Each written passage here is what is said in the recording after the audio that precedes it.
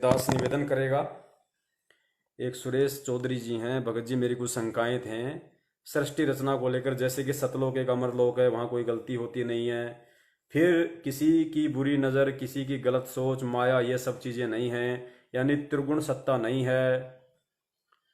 त्रिगुण सत्ता नहीं है। ज्योति निरंजन के मन में लोभ, काम, वासना, अहंकार, ये सब चीज़ें क्यों आई? अगर काल निरंजन गलत है तो सभी को इतनी इतनी सज़ा क्यों? सिर्फ हमने उसके साथ जाने का स्वीकार किया तो ही इतनी सज़ा क्यों? रोज़ 1 लाख मानव शरीर खाने की सज़ा उसे क्यों? उसे भूख की क्यों रख सकते? कबीर साहब कहते हैं कि रोज़ 1 लाख मानव शरीर वह खाता है और 1.25 लाख की उत्पत्ति करता है, पर यह गणित पूरा गलत है। साइंटिफिकली इस धरती पर रोज़ाना 5 लाख बच्चे पैदा होते हैं, कैलकुलेशन क्यों फेल हुआ? भगत जी, ये बहुत ही छोटे छोटे सवाल हैं, बहुत ही नॉर्मल सी ये बातें हैं। हो सकता है आपकी समझ में ना आई हूँ सृष्टि रचना को ढंग से ना पढ़ पाने के कारण, और गुरुदेव ने हमें जो एग्जाम्पल बताए उस आधार से हो सकता है आपकी समझ में ना आई हुई ये चीज़ें। तो ये चीज़ें निराधार नहीं हैं। गुरुदेव ने जो बता दिया वो सत्य है। उसको दुनिया का कोई भी साइंस या साइंटिस्ट या दुनिया का कोई भी धर्मगुरु उन चीज़ों को 100 पन में भी नहीं काट सकता, क्योंकि दुनिया का सबसे बड़ा साइंटिस्ट, दुनिया का सबसे बड़ा राजा, महाराजा, शहंशाह यही है और कोई नहीं है। इससे बड़ा कोई गणितज्ञ नहीं है, इससे बड़ा कोई साइंटिस्ट नहीं है। ये आपने बहुत छोटी छोटी बातें की हैं भगत जी। आज हमारे पास इतना समय नहीं है, परमेश्वर दया करेंगे तो अगले शनिवार और संडे को बिल्कुल जहां तक परमेश्वर ने दास को सद्बुद्धि दी है 101% सबूत सहित आप जी को समझाएंगे, समझ में भी आएगा। देखो भगत जी, ये काल का जो लोक है, 21 ब्रह्मांड जो हैं, ये क्या हैं? ये सतलोक की जीरोक्स कॉपी है। इस चीज को ध्यान देना आप। ये सतलोक की 2 कॉपी है, जीरोक्स कॉपी है सतलोक की। यहां सब कुछ वही है। अब एक बात बताइए, आज इस काल के लोक में मन है, त्रिगुण माया भी है, यहाँ पे अहंकार भी है, काम भी है, क्रोध भी है, पांचों पांचों यहाँ पे तत्व भी हैं, तीन तीन गुण भी हैं, यहाँ पे सब कुछ है ना। इस काल लोक में जो जो आप ये बुरी चीजें मानते हो, माया माया है या माया से संबंधित है, जो जो आपने नाम गिनाए, ये सारी चीजें हैं यहाँ पे। इसमें कोई दो राय नहीं है। तो ये सारी चीजें आई कहां से भगत जी? 21 ब्रह्मांड बने कहां से? 21 ब्रह्मांड बनाए किसने? ये 21 ब्रह्मांड पहले कहां थे? यहां का राजा काल कहां था? ये माया दुर्गा कहां थी? ये सब सतलोक में थे। तो दैट्स मीन ये सारी चीजें सतलोक में हैं, क्योंकि सतलोक की ये 21 ब्रह्मांड एक जीरोक्स कॉपी है, 2 कॉपी है। ये सारी चीजें सतलोक में हैं, लेकिन इनका वहां प्रभाव क्यों नहीं है? क्योंकि इस 21 ब्रह्मांड का जो रचना हुई है वो काल भगवान ने 3 बार तप किया था। एक बार 70 युग, फिर 70 युग, फिर 64 युग, जैसा गुरुदेव ने बताया। तीनों बार इसको क्या मिला? एक बार इसको 3 गुण मिले, फिर इसको 5 तत्व मिले, फिर इसको कूरम से वहां जाके और सामग्री मिली, आत्माएं वगैरह। तो भगत जी, इसको कहां से मिली ये चीजें? परमात्मा ने सतलोक से तो दिया ना इसको। तीन गुण और 5 तत्व है, और 3 गुण 5 तत्वों से मिलके पूरा 21 ब्रह्मांड बना हुआ है। ये सारी चीजें उसी की पैदाइश है। तो ये सारी चीजें सतलोक में हैं भगत जी, लेकिन सतलोक में इन चीजों का प्रभाव नहीं है। ये चीजें निष्क्रिय हैं। जैसे यहां एक व्यक्ति के मन में कितनी काम वासना होती है, एक व्यक्ति के मन में कितना क्रोध, कितना गुस्सा, कितना अहंकार, कितनी सद्भावना, कितनी दुर्भावना होती है ना। सतलोक में इसका बिल्कुल उल्टा है। ये सारी चीजें हैं वहां पे भगत जी। सृष्टि रचना की सामग्री काल भगवान कहां से लेके आया सतलोक में? परमात्मा ने क्या कहा कि भाई अपने बड़े भाई कूरम के पास जाओ। कूरम के पास में ये सारी चीजें सुरक्षित हैं। आप कूरम से जाके ये सारी जो ये सृष्टि रचना का जो सामान है वो आप कूरम से जाके ले लो। वो कूरम के पास गया। कूरम ने कहां से दिया? मुकुट में से दिया ना भगत जी। परमात्मा ने क्या बताया? ये सारी चीजें कूरम के मुकुट में थी, लेकिन ये डीएक्टिवेट थी। जैसे बॉम्ब होता है, bomb Bhagat ji Indian army के पास भी है, बॉम्ब इंडियन आर्मी के पास भी है, मिसाइलें इंडियन आर्मी के पास भी हैं, लेकिन वो बनी हुई हैं किसी विशेष मकसद के लिए, वो डीएक्टिवेट हैं। यदि कोई नालायक अपनी नालायकी से उसको एक्टिवेट कर देगा तो वो बनाने वाले को भी खत्म कर देगा। वो बम फटेगा, वो बम किसी का सगा नहीं है, वो बनाने वाले को भी मार देगा। तो इसी प्रकार कूरम के मुकुट में ये सारी सृष्टि रचना की सामग्री ये पांचों तत्व, तीन गुण, ये सारे जो थे ये कूरम के मुकुट में थे, ये डीएक्टिवेट थे भगत जी। इसने जानबूझ के अपनी नालायकी से इसने एक्टिवेट किया उसको। और इस काल भगवान को और अक्षर पुरुष को परमात्मा ने इस सतलोक से बाहर निकालना ही निकालना था, क्योंकि परमेश्वर ने केवल 16 आप ध्यान देना भगत जी, सृष्टि रचना इसीलिए परमात्मा कहते हैं कि जिसको सृष्टि रचना समझ में आ गई वो जिंदगी में कभी मार नहीं खाएगा। परमात्मा ने सतलोक में 17 शब्दों की उत्पत्ति की थी, मात्र 17 शब्दों की, और वो 17 शब्द उसके वही हैं। 16 शब्दों से परमात्मा ने 16 पुत्रों की उत्पत्ति की, वही है। एक शब्द से परमात्मा ने सारे फिर वो दीप रचे, सारा वहां पे सतलोक में जो भी थी मालिक ने रचना की। भगत जी, काल भगवान की रचना सतलोक में किसने की? परमात्मा ने। क्यों की? किस रीजन से की? क्योंकि जब परमेश्वर ने अचिंत को सृष्टि रचना का भार सौंपा तो अचिंत ने अपनी नालायकी से सृष्टि रचना के लिए अक्षर पुरुष की उत्पत्ति की। अचिंत ने शब्द उच्चारित किया, अपने शब्द से अचिंत ने अक्षर पुरुष की उत्पत्ति की। तो वो काम सफल तो होना ही नहीं था सृष्टि रचना का। वो जाके मानसरोवर में सो गया।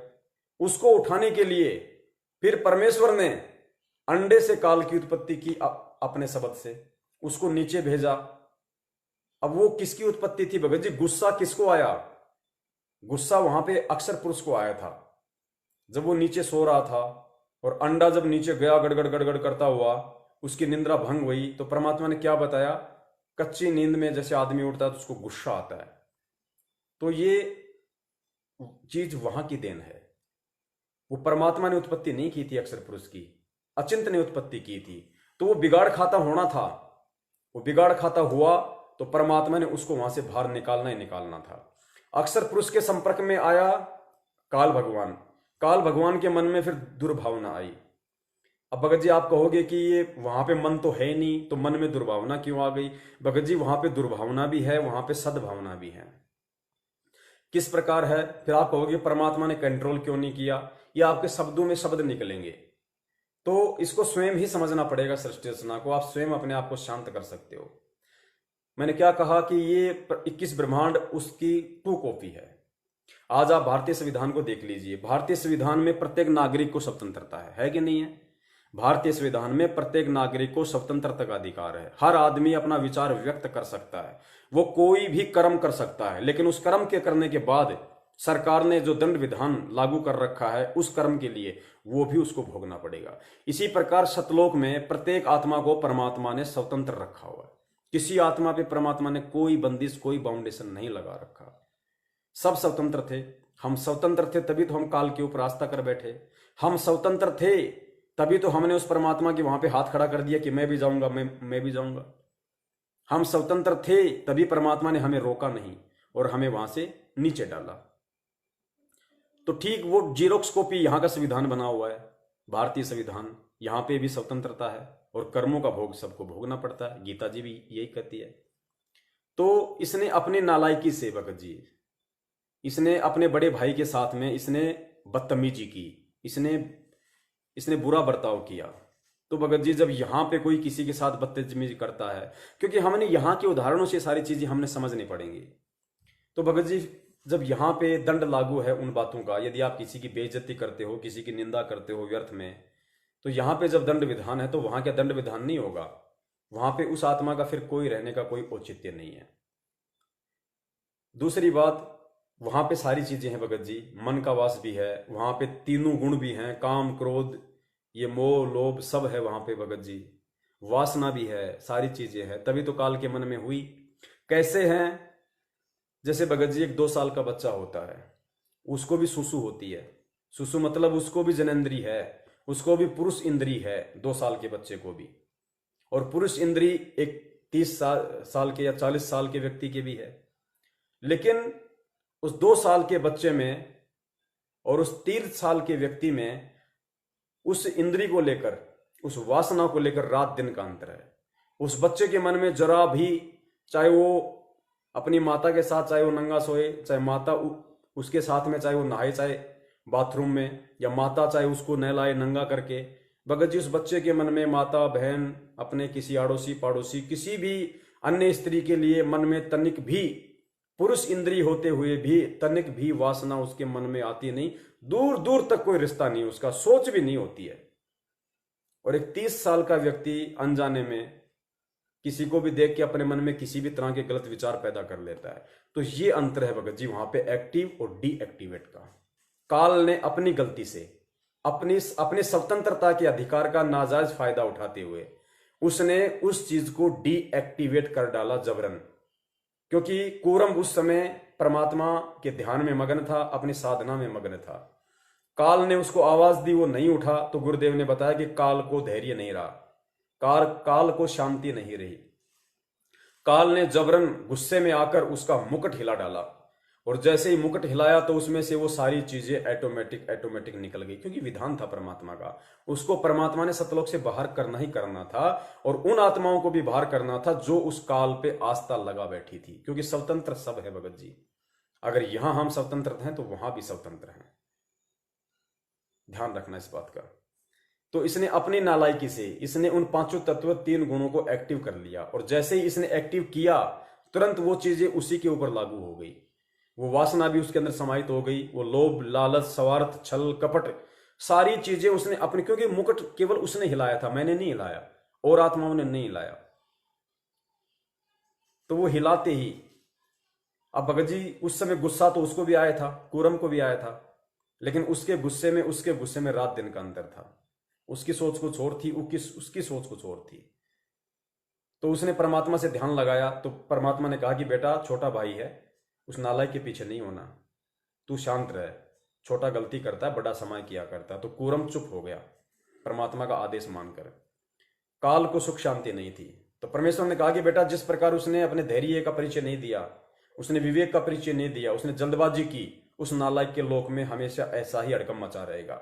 उसके लोक में किसी को धैर्य, संतोष, विवेक, किसी को भी सुख शांति नहीं रहेगी, जैसी आज इसको नहीं रही। तो सब कुछ वही तो हो रहा है यहाँ पे भगत जी।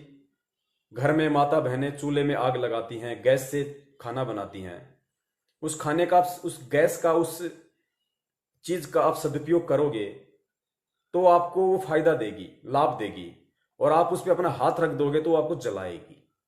बिजली हमें सारे लाभ दे रही है, कूलर चला रही है, पंखे चला रही है, हीटर चला रही है, एसी चला रही है, बल्ब जला रही है। अब हम बिजली के तार के हाथ लगाएंगे तो वो मार भी देगी। तो इसने वही किया, इसने सतलोक में परमात्मा के द्वारा आत्माओं को जो स्वतंत्रता का अधिकार दिया हुआ उसका नाजायज फायदा उठाया, और इसने जल्दबाजी करके बिजली को हाथ लगाया। इसने मनमाना वहां पे आचरण शुरू किया। अब दूसरी बात आप कहेंगे फिर सतलोक में ये सब है क्यों भाई, ये परमात्मा ने रखने नहीं थे वहां पे। भगत जी इसका भी रीजन है, क्योंकि सतलोक भक्ति की अंतिम उपलब्धि नहीं है, सतलोक अंतिम मोक्ष नहीं है। ये बहुत बड़ा गहरा एक रीजन है भगत जी, इतनी जल्दी आप समझ नहीं पाओगे जब तक आप सृष्टि रचना को बार बार नहीं समझोगे।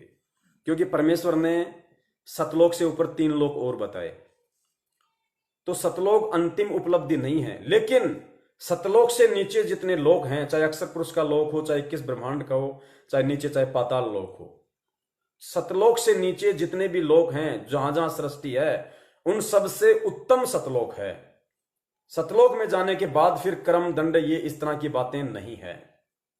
सतलोक में जाने के बाद यदि आप आज जो ठोकर खा के जा रहे हो, ये लोग गलती नहीं करेंगे दोबारा, क्योंकि इन्हें स्मरण रहेगा इस चीज का।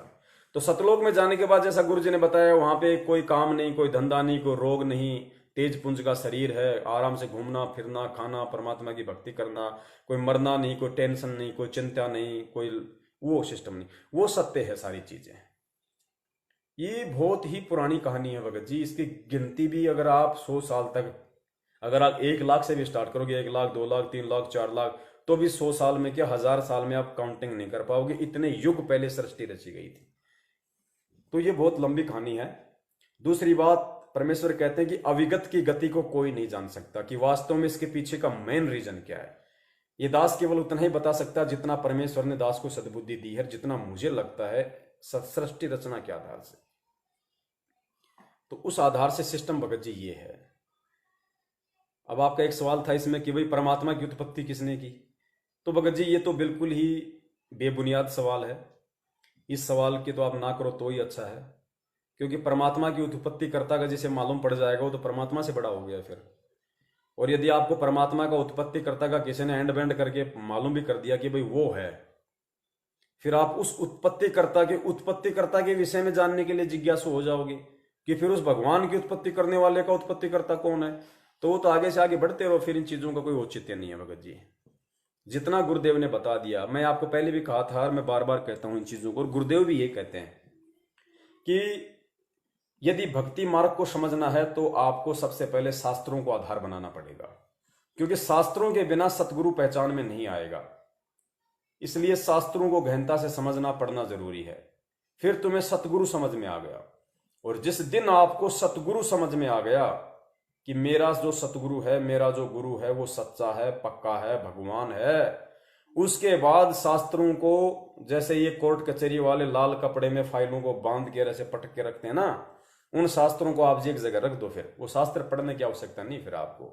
फिर आपका असली शास्त्र, आपका असली शस्त्र, आपका असली अस्त्र, इस भक्ति का आधार, इस भक्ति की श्वास, इस भक्ति का प्राण, इस भक्ति का मार्गदर्शक केवल आपका सतगुरु है। फिर सतगुरु जो शब्द अपने मुख से निकाल दे आपके लिए, जो आदेशित कर दे, जो निर्देशित कर दे, वो आपके लिए लोहे की लकीर हो जानी चाहिए, लोह की लकीर, पत्थर की लकीर हो जानी चाहिए।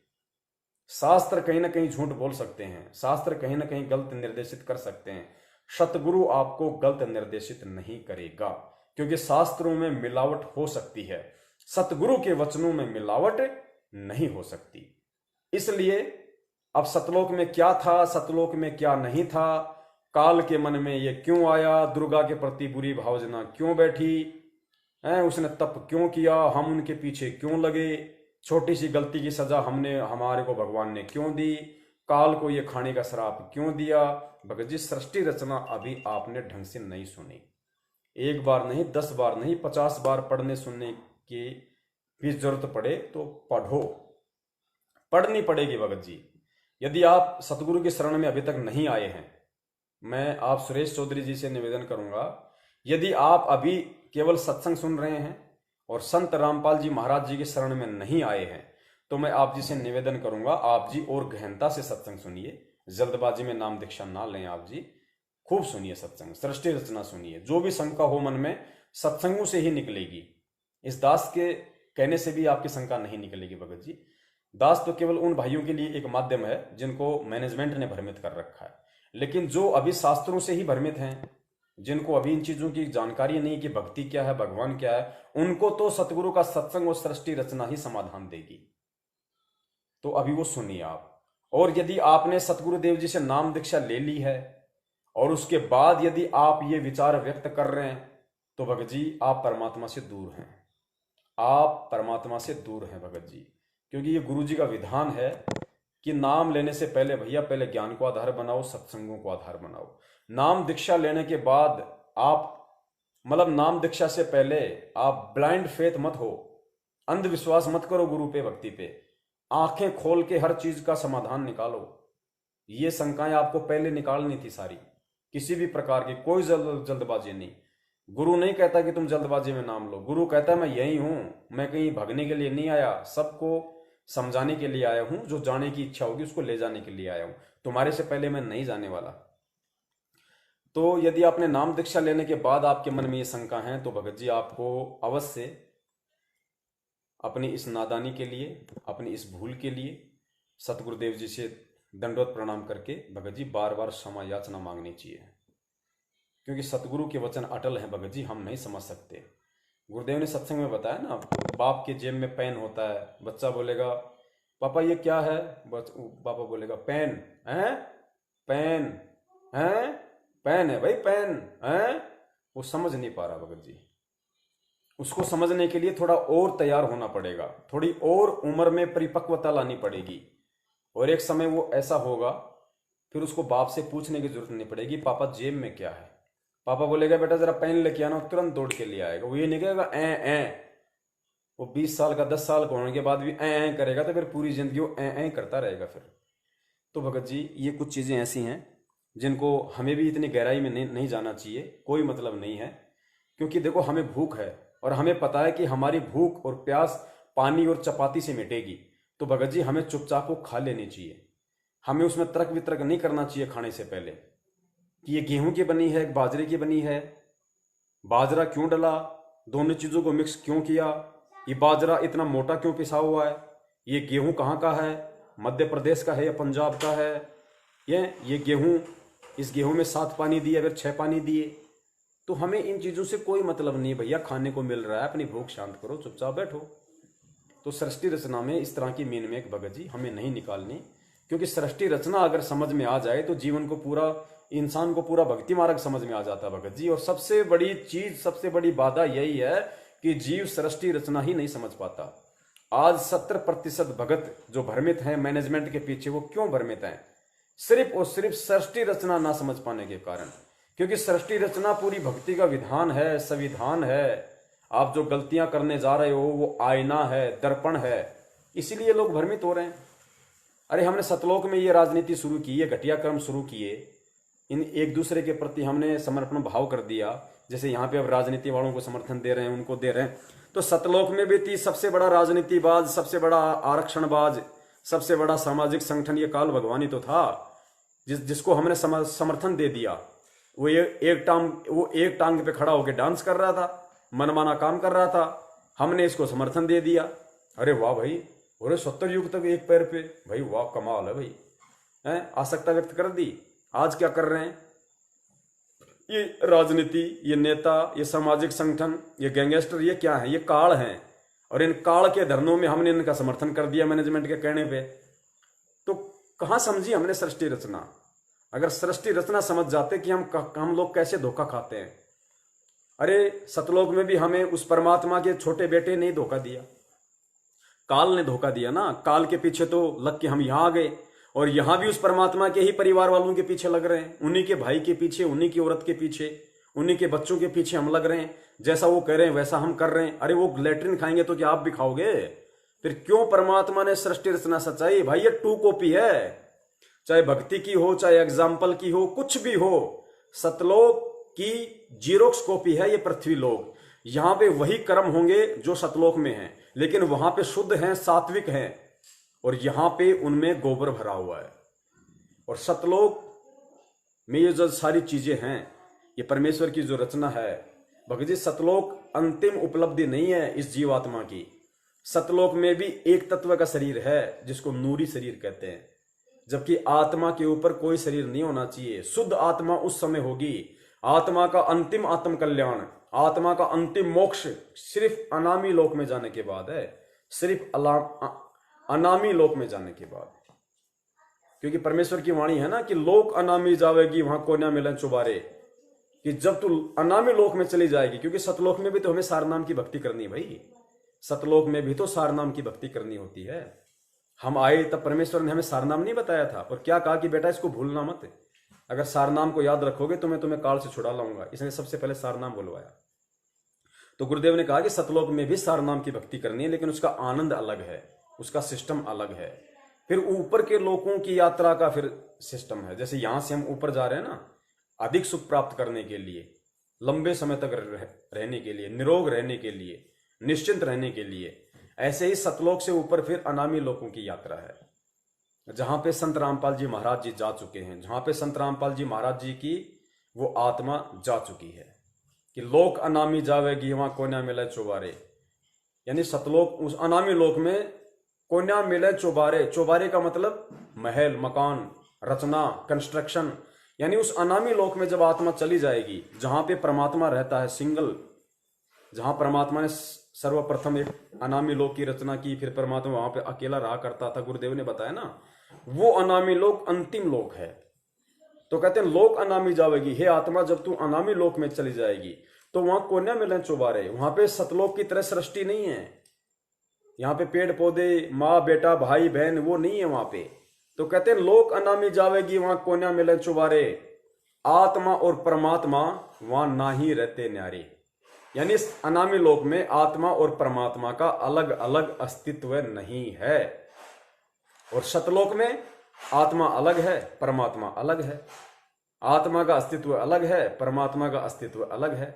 आत्मा अपने परिवार के साथ रहती है, परमात्मा सिंहासन पे अलग रहता है। तो सतलोक में आत्मा के ऊपर नूरी शरीर है, अनामी लोक में नूरी शरीर भी हट जाएगा। आत्मा को परमात्मा ने जिस शब्द से सर्जन किया था, उत्पत्ति की थी, उस कबीर परमेश्वर ने इस आत्मा का जिस शब्द से उत्पत्ति की थी, उसी शब्द में वो शब्द स्वरूपी परमात्मा उस अपनी आत्मा को वापस संभालेगा अनामी लोक में। यानी परमात्मा अपने अंतःकरण में, अपने हृदय में, जहां से परमेश्वर ने, क्योंकि कहते हैं ना कि आत्मा परमात्मा का अंश है, उस अंश को परमात्मा अनामी लोक में ले जाकर वापस अपने शब्द में समा लेता है। जहां से परमात्मा ने कभी किसी करोड़ों असंख्यों जन्मों युगों पहले जब सतलोक में उत्पत्ति की थी, सृष्टि रचना की थी, उस समय परमेश्वर ने अपने जिस शब्द से आत्मा की उत्पत्ति की थी, उसी शब्द में परमात्मा अनामी लोक में ले जाकर आत्मा को अपने उसी शब्द में वापस समाहित कर लेता है। यानी अनामी लोक में जाने के बाद फिर इस आत्मा का सदा सदा के लिए झंझट मिट जाता है, अस्तित्व खत्म हो जाता है आत्मा का। ये आत्मा फिर ना कभी मरती ना जन्मती, फिर सब इसका फिनिश हो जाता है, सब कुछ आत्मा थी नहीं, फिर सर्जन ही खत्म। वो अंतिम उपलब्धि है। फिर कहते रामपाल प्रीतम प्यारे की आत्मा वहां पूर्ण आनंद ले रही, सांच कहूं ना झूठ रती वर बात मान ले मेरी। तो ये सतलोक तो नीचे की कैटेगरी है, फोर्थ क्लास है भाई। सतलोक तो उन लोकों की तुलना में फोर्थ क्लास है, क्योंकि चौथा लोक है सतलोक, फिर अलख लोक, फिर अगम लोक, फिर अनामी लोक, जिसको अकय लोक भी कहते हैं। तो सतलोक तो फोर्थ क्लास है। जैसे हम ट्रेन में जाते हैं, एसी आती है, सेकंड एसी, थर्ड एसी, फिर स्लीपर आता है, फिर जनरल आता है। तो इसी प्रकार भैया सतलोक तो उन लोगों की तुलना में जनरल लोक है, जनरल। लेकिन वो जनरल जो ट्रेवलिंग है, जो यात्रा है, जो डिब्बा है, जो डब्बा है, वो उन लोगों से लाख गुना अच्छा है जो लोग पैदल यात्रा करते हैं जंगलों के रास्तों से, उबड़ खाबड़ रास्तों से, दुखी होके, परेशान होके। उन लोगों की तुलना में वो जनरल बोगी लाख गुना अच्छी है, जो सुरक्षित सीट पे बैठाकर चंद ही समय में इंसान को अपने गंतव्य स्थान तक पहुंचा देती है। इतना फर्क है। तो इन लोगों की तुलना में 21 ब्रह्मांड और अक्षर पुरुष के लोगों की तुलना में सतलोक समझो ट्रेन है, और ये गधा गाड़ी में बैठ के धक्के खा रहे हैं। नीचे के लोग है गधा गाड़ी, वो है ट्रेन। इतना अंतर है। उसके बाद आपकी मर्जी। सतलोक जाने के बाद गुरुदेव कहते हैं आपकी मर्जी, आप आना चाहो वहां से आ जाओ, गलती करोगे आ जाओगे भैया। परमात्मा का सीधा सा विधान है। गलत, क्योंकि आत्मा को तो परमात्मा बांध के रखता ही नहीं, वही स्वतंत्रता है। अगर तुम्हें ठोकर खा के समझ में आ गया हो तो सतलोक में टिकना, अगर फिर गलती कर दोगे तो भैया नीचे पटके जाओगे। ये परमेश्वर ने कहा है, सत्य है। तो सतलोक इस तरीके से है भगत जी। अब एक तो पुलिस में कोई कांस्टेबल है और एक पुलिस में कोई डीजी है, तो है वो भी पुलिस डिपार्टमेंट में और वो कांस्टेबल भी पुलिस डिपार्टमेंट में ही है। लेकिन उनकी तनख्वाह में, उनकी सुख सुविधाओं में, उनके घूमने फिरने में, उनकी ड्यूटी करने में कितना अंतर है भगत जी? रात दिन का अंतर है महकमा एक ही, वो भी पुलिस में, वो भी पुलिस में, लेकिन पोस्ट में कितना अंतर है, सुख सुविधाओं में कितना अंतर है। ठीक इसी प्रकार भगत जी अक्षर पुरुष का लोक और 21 ब्रह्मांड काल का लोक, यह है कांस्टेबल, और सतलोक है DG director general of police. और ऊपर के लोग भगत जी फिर आ गए आपके मुख्यमंत्री, अगम। फिर जो सतलोक से ऊपर जो अलख लोग है वो है आपका मुख्यमंत्री। तो डीजी से कितने अच्छे सुख सुविधा मुख्यमंत्री को मिलती हैं, एक स्टेट का राजा हो गया। फिर मुख्यमंत्री से ऊपर है प्रधानमंत्री, तो अलख लोक से ऊपर अगम लोक है प्रधानमंत्री। प्रधानमंत्री वो पूरे देश का राजा, लेकिन फिर भी वो देश का प्रथम नागरिक तो कौन रहता है? राष्ट्रपति रहता है भाई। तो प्रधानमंत्री से ऊपर राष्ट्रपति, अलख लोक से, अगम लोक से ऊपर अनामी लोक जो अंतिम, और इधर राष्ट्रपति अंतिम। राष्ट्रपति से ऊपर फिर कोई पद नहीं, कोई पोस्ट नहीं, वो भारत का प्रथम नागरिक होता है। और वही वो प्रथम नागरिक है जो अगर सुप्रीम कोर्ट में चला जाए तो सुप्रीम कोर्ट का न्यायाधीश भी अपने चेयर छोड़ के खड़ा हो जाता है। इसी प्रकार हमें इन एग्जाम्पलों को समझ के भगत जी ऊपर की रचनाओं को समझना होगा, तभी हम ये चीजें समझ में आएंगी, तभी हम टिक पाएंगे बड़े भैया। वरना सतलोक में क्या है, सतलोक में क्या नहीं है, वो तो गुरुदेव ने भी बताया। अरे ये बात को नई थोड़ी है, परमात्मा ने असंख्यों बार सृष्टि रचना सुनाई कि भाई वो अंडा पानी में गया, उसको क्रोध आया। तो क्या परमात्मा को नहीं पता था कि जब आज मैं इनको ये बात कह रहा हूं कि भाई इसको क्रोध आया, तो बच्चों के मन में क्या सवाल खड़े नहीं होंगे?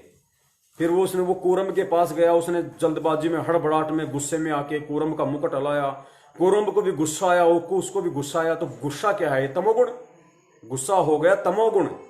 तो क्या गुरुजी को नहीं पता था कि आगे चल के इन आत्माओं के मन में शंका पैदा होगी कि उसमें तमोगुण क्यों आया? फिर काल के ऊपर आस्था, भाई काल के मन में क्यों आया तप करने की? फिर सतलोक में मन कहां से आ गया? फिर वो दुर्गा के प्रति उसकी बलात्कार करने की भावना कि भाई सतलोक में ये मन में ऐसी बकवाद कहां से आ गई? भगत जी क्या परमात्मा को नहीं पता था इन सब बातों का, सतगुरु रामपाल जी महाराज जी का?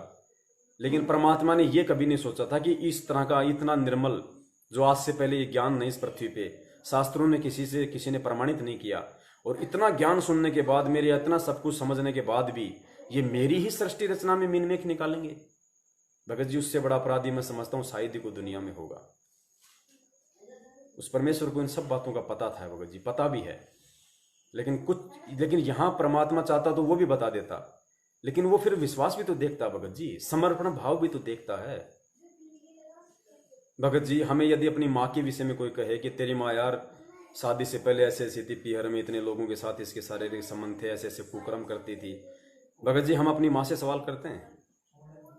हमने कभी अपने जीवन में क्या, पहली बात तो यदि कोई व्यक्ति अपने मामा के गांव का या अन्य कोई व्यक्ति हमें अपनी माँ के विषय में ये कहे कि तेरी माँ ऐसी थी, तेरी माँ वैसी थी, तो भगत जी हम उन चीज़ों को यहाँ पे नहीं लेते। हमें गुस्सा आ जाता आदमी की, हम गर्दन पकड़ लेते कि नालायक, तूने मेरी माँ के विषय में बोला कैसे? ठीक है वो सही बोल रहा होगा, लेकिन बेटे की मैं भावना बता रहा हूँ, श्रद्धा बता रहा हूँ, विश्वास और लगन बता रहा हूँ भगत जी। वो अपनी माँ के खिलाफ एक शब्द सुनने को तैयार नहीं होगा अगर असली बेटा होगा तो।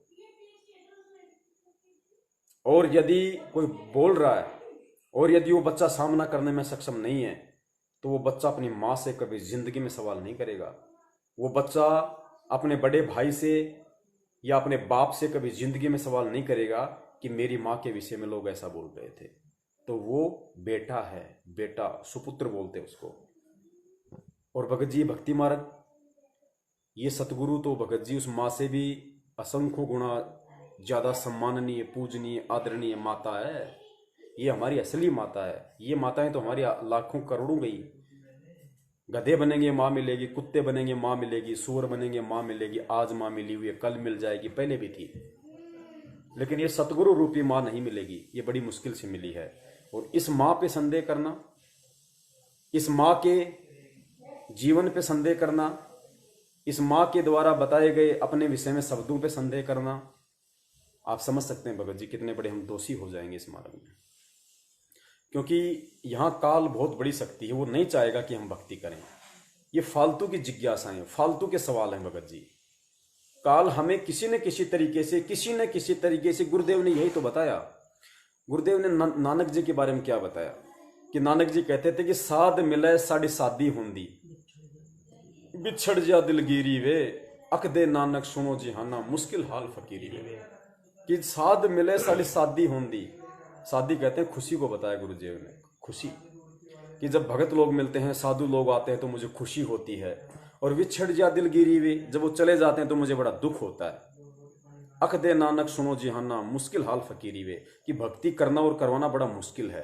क्यों? क्योंकि ये भगत यहाँ आए हैं, मैं इनको ज्ञान समझा रहा हूँ, मेरी बातें इनको अच्छी लग रही हैं, ये भक्ति से जुड़ रहे हैं, भगवान की जानकारी प्राप्त कर रहे हैं। और जैसे ही आश्रम से जाएंगे, मेरे यहाँ से नानक जी कह रहे हैं कि इनको जगत में लोग भ्रमित करने वाले मिलेंगे, तरह तरह के लोग इनके मन में फालतू का गोबर भरने वाले मिलेंगे। तो कहीं ऐसा ना हो कि ये उनके प्रभाव में आ जाए और ये सत्संग में आना छोड़ दे, ये भक्ति करना छोड़ दे। इसलिए नानक जी के जो ये हाल था, ये परमात्मा ने शब्दों में व्यक्त किया है। तो भगत जी इस तरह की जब हम बातें करते भी हैं, ये बहुत सारे पंथ वाले आजकल ये मदन पंथ वाले हैं, ये सीधे काल के एजेंट है भगत जी। अन्य कोई पंथ वाला, ये सीधे काल के एजेंट है। इनका मकसद कुछ नहीं है भगत जी, इनका मकसद सिर्फ और सिर्फ काल ने यही देकर भेजा है कि बच्चों, मेरे दूतों, मेरे कुत्तों, तुम नीचे जाओ और संत रामपाल जी महाराज ने एक यथार्थ कबीर पंथ चला रखा है, उसमें गंदगी फैलाओ। किसी भी तरीके से उन आत्माओं को मन में शंका पैदा करो, भ्रमणाएं पैदा करो, किसी भी पॉइंट को उठा के। और हम भगत जी नादान हैं, हमारे अंदर फिर इतनी बुद्धि कहाँ। हमें कोई एक बोल देता तो हम उसके दो सुनने को और तैयार रहते हैं। भगत जी ऐसा नहीं होना चाहिए। ये हमारी असली माँ है, हमारा असली बाप है, हमारा असली भाई है। आज से पहले गुरु सतगुरु भगवान को लेके जितने भी गाने, सत्संग, भजन, कहानियाँ, जितने भी चीज़ें हैं वो केवल इस भगवान के लिए हैं भगत जी। वो सारी कहानियाँ इस भगवान के लिए बनी हैं, सारे एग्जाम्पल इस भगवान पे विश्वास पैदा करने के लिए बने। तो हमने भगत जी सतगुरु की शरण से पहले जितना सब कुछ इंक्वायरी करनी है कर लो, उससे नाराज नहीं है गुरु। शरण में आने के बाद यदि आपने इंक्वायरी करनी शुरू कर दी फिर परमात्मा दूर हो जाएगा भगत जी, क्योंकि मन में दोष आ जाएगा, जाहिर सी बात है, विश्वास नहीं रह जाता। तो जब विश्वास ही नहीं है तो फिर परमात्मा साथ में कहाँ आएगा भगत जी। तो इतनी सी बात है और परमेश्वर दया करें। हम सभी भाई बहन सतगुरु रामपाल जी महाराज जी की असीम अनुकंपा से इसी तरह सप्ताह में 2 दिन शनिवार और रविवार को रात्रि 8:30 से 10:30 बजे या जैसा भी परमेश्वर टाइम दें, हम साथ संगति करते रहें। अपने मन के भाव, अपने मन की बातें, अपने मन के विचार, अपने मन के अनुभव एक दूसरे भगत भाई से शेयर करते रहें। हमारे अंदर दृढ़ता बनी रहेगी। जब तक हमारे पिताजी बाहर नहीं आते हैं तब तक हम भक्ति पे टिके रहेंगे। परमात्मा की ही रजा से, उन्हीं की सत्प्रेरणा से सब कुछ हो रहा है। और विरोध करने वाले भी भगत जी हजारों की संख्या में हैं। खुद काल एजेंट सतलोक आश्रम मैनेजमेंट आप और हमारा सबसे बड़ा विरोधी है। शंका समाधान चैनल यूट्यूब पे तो उन्होंने 2-3 स्ट्राइक लगवा दी हैं, हो सकता है वो बंद हो जाएगा, लेकिन फेसबुक पे उनका कोई जोर नहीं चल सकता भगत जी। फेसबुक पे वो स्ट्राइक नहीं लगवा सकते, फेसबुक पे वो कुछ नहीं कर सकते। तो इसीलिए हमें परमात्मा ने फेसबुक का एक माध्यम दिया और बहुत अच्छा प्रभाव भगत समाज पे वर्तमान में पड़ रहा है, जिसकी मैं कल्पना नहीं कर सकता था। धन्य हैं वो आत्माएं जिनको परमेश्वर ने निमित्त बनाया, दास को ये संदेशा दिलवाया कि भगत जी फेसबुक पे लाइव आने का विचार करो। भगत समाज को इस समय अति आवश्यकता है एक रास्ता दिखाने की, एक रास्ता चुनने की। तो परमेश्वर जिसे चाहें, जिसे निमित्त बनाएं, जिसके माध्यम से अपना काम करवाएं, उनका काम है। हम सेवक हैं, हमारा काम केवल सेवा करने का है। हम निष्काम भाव से, छल कपट रहित, हम अपने भगत भाइयों की सेवा में सतगुरु की प्रेरणा से इसी तरह हाजिर होते रहेंगे जब तक गुरुदेव हिसार जेल से नहीं आ जाते हैं। और जब गुरुदेव हिसार जेल से आ जाएंगे उसके बाद फिर गुरुदेव की मर्जी, हम उनसे प्रार्थना करेंगे, गुरुजी हमें आदेश देंगे तो हम इसी तरीके से लगातार साथ संगति को जारी रखेंगे। और गुरुदेव कहेंगे कि बेटा कोई दिक्कत नहीं, अब मैं आ गया, बैठ के अपनी भक्ति करो, अपना काम धंधा करो। तो जैसा गुरुदेव कहेंगे हम वैसा करेंगे। हम तो गुरुदेव के कुत्ते हैं, हम तो उनके गुलाम हैं भाई। वो जैसा कहेंगे, जैसा इशारा करेंगे, हम तो वो चाहे आंखों से इशारा करें, चाहे जुबान से इशारा करें, हम तो इशारों के गुलाम हैं। हमें वैसा ही करना है। सत साहिब जय हो। बंदी छोड़ की, बंदी छोड़ सतगुरु रामपाल जी महाराज की जय। सत साहिब।